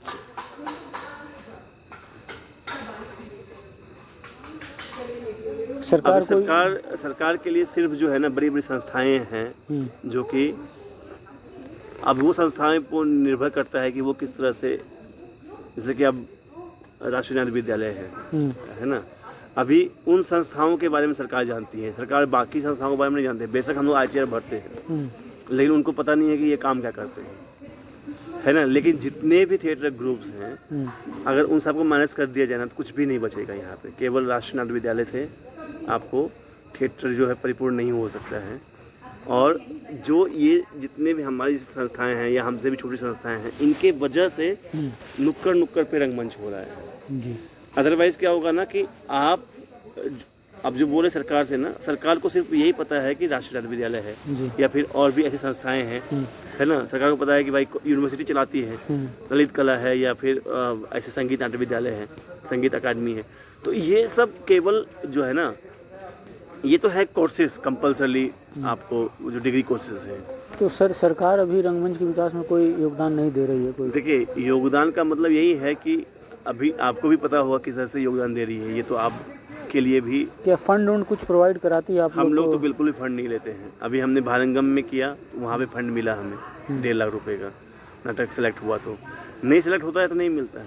ओके। ऐसा नहीं कि आपको स्पेशली फंड मिलेगा, हम्म, है ना। हम्म, काफ़ी सारे लोग हैं ऐसे जी। जो फंड का क्या बोलते हैं, फंड के लिए कार्य करते हैं कि चलो भाई अभी यहाँ पे हम लोग उसमें थोड़ा सा ये हो जाते हैं कि फंड के चक्कर में रहेंगे हम्म, तो हम लोग जो मेंबरशिप लेते हैं अपने बच्चों से, जी।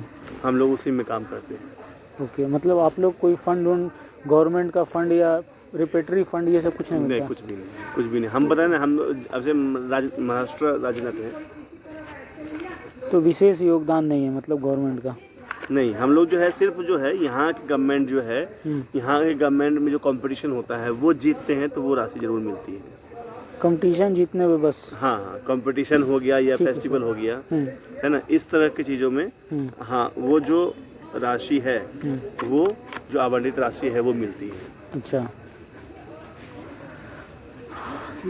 और यहाँ पे कितने रेपेटरीज होंगी सर? रेपेट्रीज तो देखिए यहाँ पे रेपेट्री एक ही है। किसकी है सर? Maharashtra cultural centre. सरकारी है? हाँ, सेम ही है ये, Maharashtra cultural centre. Maharashtra cultural centre. Maharashtra cultural centre की ये गवर्नमेंट का है? सेमी गवर्नमेंट है। अच्छा जी। तो इसमें जो है, इसमें जो बच्चे काम करते हैं उनको मिलता है। बाकी तो कॉलेज है, ललित कला है, वहाँ पे जो जाती होगी वो हम लोग को ज़्यादा जानकारी नहीं हासिल की है। जी सर। यहाँ के गुरु और बच्चों को रेपेटरी में तो एक गुरु और मिनिमम 1+2 1+2 हाँ। से 1+25 तक होता है। हाँ। रेपेटरी तो अब यहाँ पे क्या है पता नहीं। रेपेटरी यहाँ पे कितना सक्षम है ये भी मुझे थोड़ा सा, मुझे भी इनको फंड आती है लेकिन कितना आती है मुझे किनको मिलती है, लेकिन इनको रिकमेंड करते हैं। अभी इन्होंने ये पैसे ये देते भी हैं, कुछ तो अनुदान भी देते हैं ये दूसरों को। अच्छा। या साल में एक बार एक आर्टिस्ट को चूज भी करते हैं ये, ओके, है ना। अभी तो रेपेटरी से काम करते हैं, नाटक निर्माण करते हैं, वहाँ के बच्चों को पे करते हैं। तो जरूर आती होगी तभी वो पे करते हैं, क्योंकि बहुत पुरानी संस्था है। जी। अच्छा सर, मैं पूछ रहा हूँ यहाँ पे हिंदी रंगमंच की जो आप गवर्नमेंट से क्या चाहते हैं गवर्नमेंट से कुछ चाहते हैं कि? नहीं, हिंदी रंगमंच नहीं कहे तो रंगमंच जो है ना, मतलब उसके लिए जो एक होता है ना कि आप अगर पुरानी संस्था हो गई है और कोई अपना लाइफ दे रहा है, काफ़ी सारे ऐसे बच्चे ही हैं, तो कम से कम थिएटर से अभी जैसे आप देखेंगे ना, तो बड़ी ही अच्छी बात थी कि लिखी थी किसी ने, जो त्रिपुरारी मैडम हैं, उनके लिए फंड नहीं थी लास्ट मोमेंट में।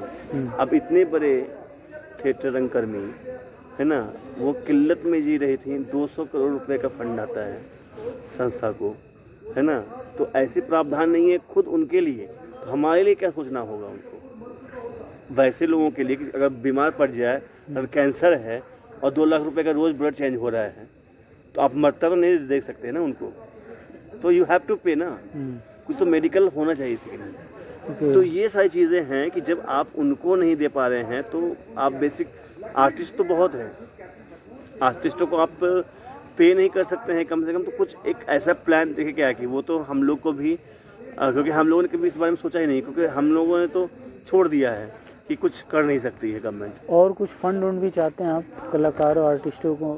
देखिए, फंड के हम लोग तो नहीं चाहते हैं फंड, क्योंकि फंड के चक्कर में फंस गए ना। मतलब कि जो बुजुर्ग हो गए हैं, हाँ, उनको मिलना चाहिए जी। उसके लिए कुछ तो प्रावधान होना ही चाहिए। जो बुजुर्ग हो गए, जो रंगकर्मी काम नहीं कर पा रहे हैं, है ना, कम से कम उनके लिए कुछ अनुदान जरूर निर्माण होना चाहिए भविष्य में जी, है ना, जिससे कि वो कम से कम अपने जीवन में ये पश्चाताप ना करे, या कोई रंगकर्मी आने के बाद ये देखेगा यार मेरी भी हालत यही होने वाली है। अच्छा, है ना। तो ये स्थिति पे ये है कि चलो कम से कम ये है कि आर्टिस्ट है भाई, इनको, है ना जी। तो सिमिलर विद किसानों जैसी हालत है ना, कि जो जैसे तुम जब तक उपज कर रहे हो ठीक है, नहीं तो फिर तुम्हारे पास। अच्छा सर, यहाँ पे मंचन करने के लिए आपके पास थिएटर हैं और प्रदर्शन स्थल हैं, ये सब हैं पर्याप्त? ये तो आपको बहुत पर्याप्त है, लेकिन सब वो मिलते हैं उस पे ना, रेंट पे। अभी बोल रहे ना, रेंट कितना है? ज़्यादा है? मुश्किल होता है? कभी कभी तो मुश्किल हो जाता है। अच्छा, हाँ, महंगा है? महंगा है, लेकिन बनिस्पत दिल्ली के थोड़ा सा मिलता है कि टेक्निकल चीज़ें जो है वो सस्ती है। मतलब सस्ता हो, आप ये बोल रहे हैं? हाँ हाँ। और प्रदर्शन के लिए स्थल, जैसे कि ये तो थिएटर, ये तो हो गया कि आपको प्रदर्शन ओपन जैसे कि आप बोल रहे हो ना। मतलब प्रदर्शन करने के रिहर्सल के लिए, रिहर्सल्स के लिए ना, रिहर्सल्स के लिए देखिए क्या है कि आपको स्कूल कॉलेज का ही सहारा लेना पड़ता है जी, है ना। प्लेस मतलब आप चाहते हैं कि दें? हाँ, प्लेसेस देखिए, यहाँ पे तो बहुत सारी हमने तो एक बार प्रपोजल भी ऐसा तैयार किया था। यहाँ पे टेकरियाँ बहुत हैं, टेकरी समझते हैं ना बात को, पहाड़ी जो है, पहाड़ जो है, छोटे छोटे पहाड़ सिटी में बहुत है। अगर वहाँ पे कुछ प्रावधान कर दिया जाए, समतल जगह पे आप शाम में आके कर सकते हो। ऐसे कम से कम तो 20-25 पहाड़ हैं सिटी के अंदर कम से कम 4 मेजर पहाड़ तो हैं, जहाँ पे हर एक इलाके के लोग अपने अपने तरीके से कर सकते हैं जी। रंगमंच स्थल का निर्माण हो सकता है। हाँ, और कुछ इसके बारे में सरकार से सर उम्मीद या और कुछ आप बोलना चाहें? सरकार से तो यही उम्मीद है कि हमें फ्रीडम हो के काम करने की आज़ादी मिल सके, है ना, कि जैसे जिस तरह से आप, क्योंकि जब तक हम व्यंग नहीं करेंगे ना सरकार पे, तब तक सरकार का सिस्टम ठीक नहीं हो सकता, है ना। और ये हमेशा से होता आया है, और इसके लिए आज़ादी होनी चाहिए। उसमें जो है ना, अभी आपको नहीं पता है, यहाँ पे जो है ना, हर एक नाटक का सेंसरशिप होता है, वो पता है? अच्छा, नाटक का सेंसरशिप होता है। अच्छा, ये तो खतरनाक स्थिति है।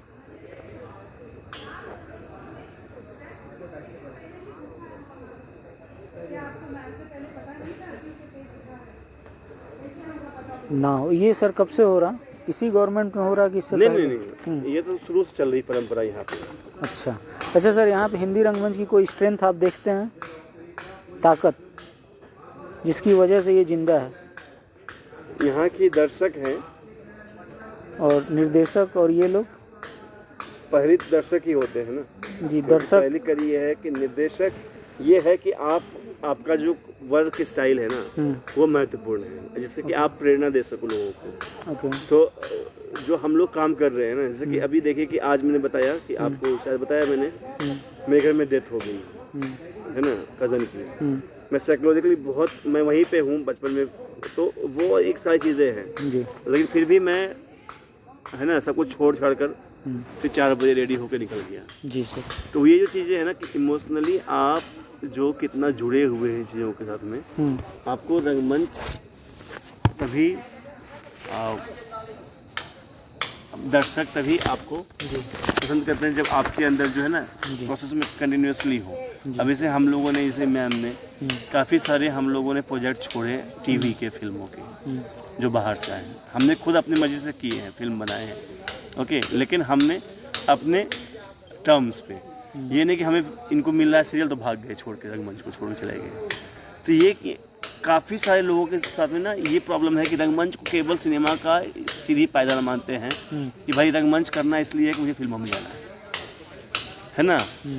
तो मैं आपको बताया क्या, मैं रंगमंच करके मैं बता रहा हूँ कि मैंने जिस शिद्दत से ये हम लोगों ने जो करते हैं, अभी हम लोग 4 से 5 स्कूल में एज ए फैकल्टी काम करते हैं। ये सब बच्चे हैं ना जो सीनियर हो गए हैं, उनको जॉब है कम्प्लीटली, दे अर्न 2 दिन काम करते हैं, 20,000 रुपये अर्न करते हैं, वीक में 2 दिन जाना है, महीने में 8 ही दिन जाना है, 20,000 रुपीज़ पे करते हैं। ऐसे 5-7 बच्चे हैं जो काम करते हैं, ओके। तो इससे क्या होता है ना कि आप जनरेट कर रहे हो और अवेयरनेस फैल रहा है लोगों में कि थिएटर कितना इम्पोर्टेंट है ना। कॉलेजेस में जाते हैं हम लोग, दिन भर हम लोग बिजी रहते हैं और शाम को 3 बजे वापस से हम लोग यहाँ पे होते हैं जी। जो क्लासेस ले रहे हैं हमें वो दिन भर हम करते हैं जी। तो एक तो आपने दर्शक हैं, रंगमंच की ताकत, दूसरे और एक जो है आपका खुद का बिहेवियर है, जो सिस्टम आपने बनाया हुआ है ना ग्रुप के अंदर में, थिएटर के अंदर में, है ना, जो आपका सिस्टम चल रहा है, जिस तरीके से आप रन करते हो ग्रुप को, है ना, वो बहुत महत्वपूर्ण है कि आप कितना इथिकली और कितना आपका रूटीनबद्ध जो होता है ना, क्या बोलते हैं, आपका जो एक ग्रुप चलाने का तरीका ना सर। जी, क्योंकि क्या होता है ना कि अभी आप देखोगे ना व्हाट वी डू, जो हमने देखा कि लोग बाहर जाते हैं, है ना, ब्रेक लिया, गए बाहर, हम चाय यहीं पे मंगाते हैं। जी। हमने बोला देखो क्या तुम्हारी पर्सनल लाइफ है, तुम अपने पास रखना, है ना, मुझे कोई प्रॉब्लम नहीं है, बट हमारे यहाँ पे we don't allow cigarette and all. जी। ओके, तुम करो, ओके, तुम्हारी जो ग्रुप हो सकती है तुम करो। जी। लेकिन मैक्सिमम लोगों का क्या होता है ना कि आप देखेंगे ना, थिएटर आएंगे, एक बहुत पहले एक लोग बड़े बुजुर्ग आए थे, उसको लगा कि थिएटर में है, तो बोलता सर मिल सकता है क्या, पूछ लिया मेरे से, तो गांजा ढूंढ रहा था वो इसलिए थिएटर, पहले 5 दिन वो थिएटर क्लास किया, फिर बोला सर व्यवस्था भी होगा क्या। तो ये जो कॉन्सेप्ट है ना कि थिएटर में गांजा मिलता है ना, ये होगा, तो ये कौन ब्रेक करेगा और ये कहाँ से उत्पन्न हुआ। कुछ मेरी भी हैबिट है, मुझे भी प्रॉब्लम है, लेकिन मैं यहाँ पे कुछ नहीं करता हूँ। तो जो ये प्रोफेशनलिज्म है ना, इसको बरकरार रखना पड़ेगा, तब आपका जो कार्य पद्धति है ना वो कहीं ना कहीं स्ट्रांग होगा। फिर आप जितना भी काम करोगे ना, वो मुझे लगता है ना कि सही। आप देखिए बहुत से ऐसे गुरु हैं, प्रसन्न देसाई सर हैं या राम गोपाल बजाज जी हैं, पर्सनल लाइफ उनकी भी रही होगी, है ना, लेकिन जिस समय वो कार्य कर रहे थे उस समय लगता है मुझे कि बड़े ही सशक्त रूपी किरदार रहे, हमेशा रूल्स को फॉलो करने वाले। क्योंकि क्या ना कि आप बाकी तो जीवन क्या रंगमंच जीवन जीने की शैली है। आप जिस तरीके से ओशो ने एक बात कही है, पता होगा आपको, जीवन ऐसे जियो जैसे रंगमंच कर रहे हो, रंगमंच ऐसे करो जैसे जीवन जी रहे हो, है ना। तो हमेशा आपको उसी तरीके से चलना होता है कि बस आपको बिहेव कैसे कर रहे हो ना, आपका सिस्टम क्या है, ये बहुत महत्वपूर्ण। अभी देखिए हमारे साथ में तकरीबन यहाँ से 5000 बच्चे निकले हैं हमारे यहाँ से, अच्छा, है ना, छोटे बड़े मिलाकर, और अभी भी हमारे ग्रुप में 65 बच्चे हैं, 65।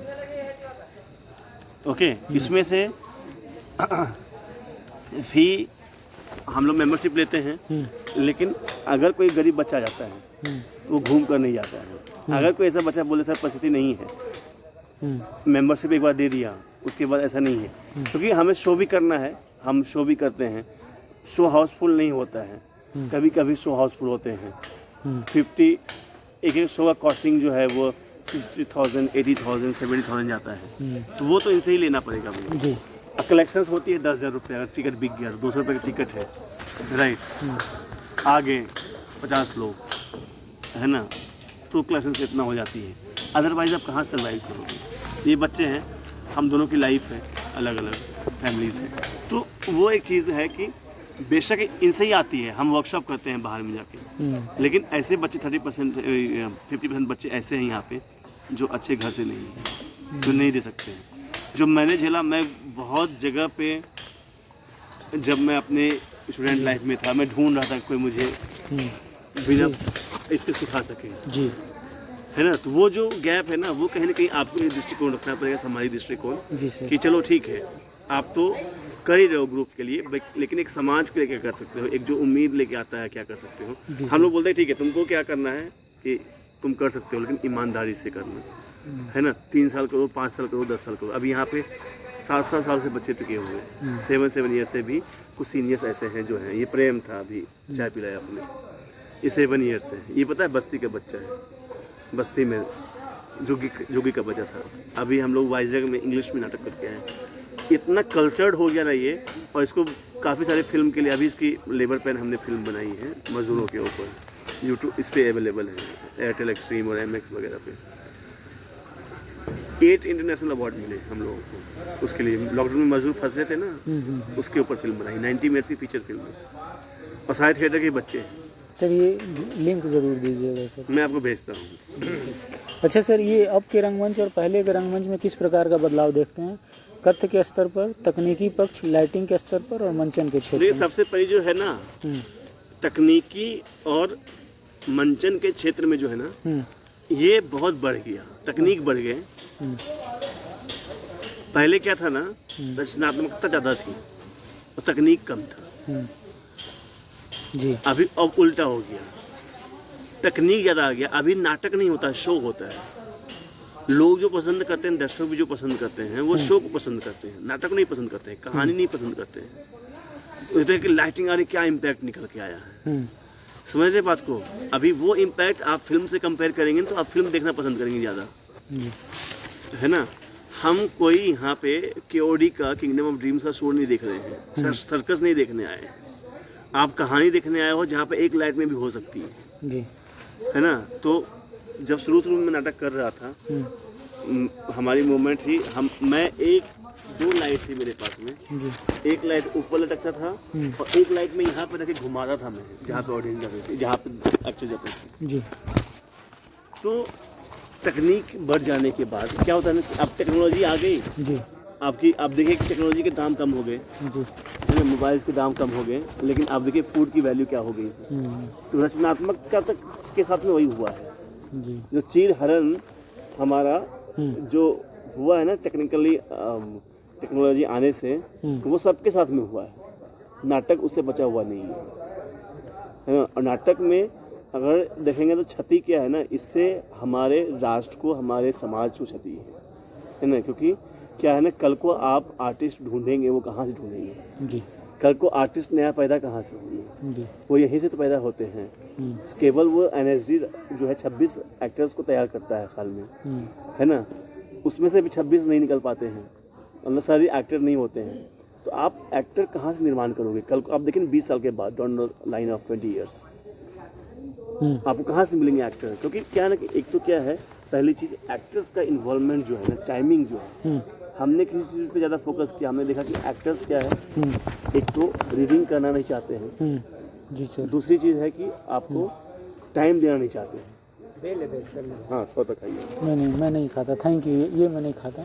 बहुत बहुत धन्यवाद। एक मिनट सर, आप तो ये सर टेस्ट कीजिए सर, ये अलग टेस्ट कीजिए, चलेगा। जी सर, आप कुछ बोल रहे थे? मैं ये पूछ रहा था कि भाव कथ्य के स्तर पर और लाइटिंग के स्तर पर क्या परिवर्तन आया है?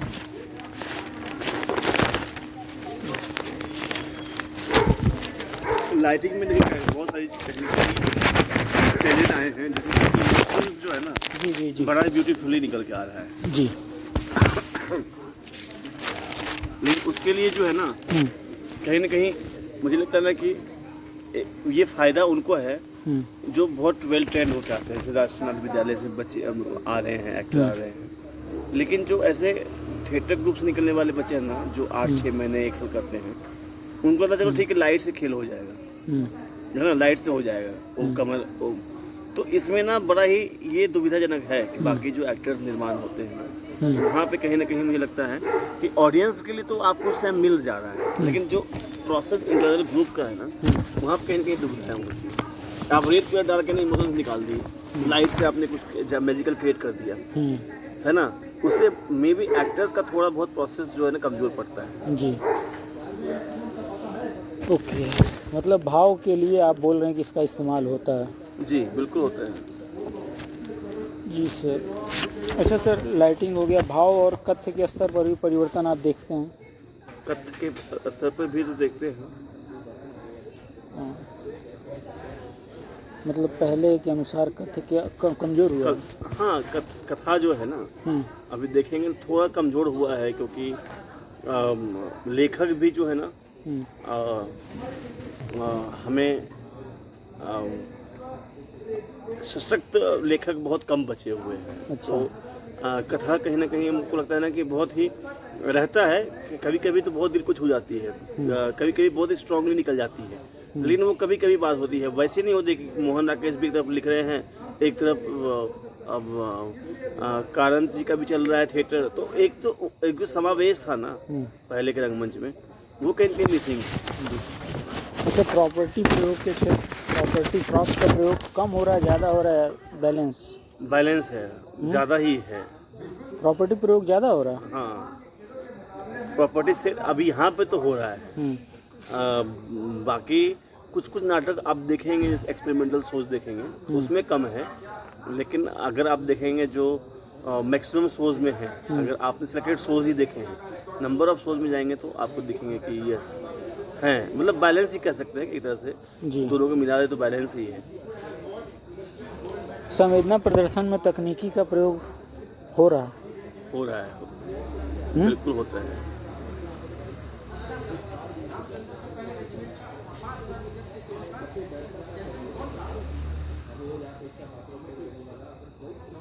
अच्छा सर, इस स्त्री विमर्श इस नाटक में आप कैसे देखते हैं? ये जी जैसे आपकी मर्जी। मतलब जी जी। स्त्री को एक्चुअली ना यहाँ पे तो अब देखिए सॉल्यूशंस नहीं दिया गया है ना, एक कहीं ना कहीं मतलब आप पर छोड़ दिया गया है कि आप कैसे देखते हो स्त्री को।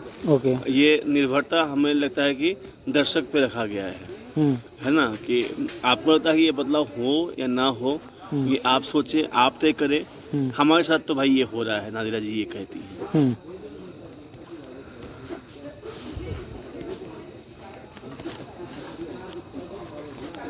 कैसे ठीक हो सकता है? दर्शक कैसे ठीक हो सकते हैं? दर्शक को संवेदनशीलता के साथ में देखना होगा, समझना होगा विषय को, क्योंकि क्या है ना कि हम नाटक को नाटक तक ही छोड़ देते हैं। क्योंकि अभी आप देखेंगे जिस तरह से अलग अलग फॉर्म ऑफ कहानियाँ, फिल्म है या OTT है ना, नाटक को अगर क्या है, नाटक बदलाव का क्षेत्र है। अभी आप OTT या सीरियल्स को नहीं बोल सकते, बदलाव का है कंपल्सरी, जिस तरह से टॉपिक्स आ रहे हैं जी। तो मुझे लगता है कि बदलाव करने के लिए आपको कहीं ना कहीं नाटक के घरों में जाकर देखना होगा। जी सर। और आपको नाटक में जो होता है ना कि एक तो पहले बचते हैं कि नाटक को ना देखें, बुलाते हैं 50 लोग तो जाते हैं जी। तो ये जो चीज़ें हैं ना, ये सिलसिला तो क्या है कि अब ये बरसों चली आ रही है और अभी तक चली आ रही है। हम खुद अपने ही लोगों को नहीं बुला पाते हैं। जी जी जी। है ना, वो देखते हैं कि चलो भाई अच्छा प्रोडक्ट क्या है वो देख लेते हैं, तो उनके पास में ऑप्शन बहुत है लेकिन बदलाव जो है वो नाटक ही कर पाता है। जी सर, थैंक यू सर। अभी हम बात कर रहे थे पुणे में हिंदी थिएटर के संस्थापक सर अभिजीत कुमार चौधरी सर से, जो कि जिन्होंने हिंदी रंगमंच को बहुत कुछ दिया है और बहुत बच्चों को, यंग डायरेक्टर्स और आप एक्टर्स को तैयार किया है। सर का इसके लिए बहुत आभार, और उन्होंने आज इतना महत्वपूर्ण समय दिया मुझे, इसके लिए भी सर को बहुत बहुत आभार। नमस्ते सर। धन्यवाद।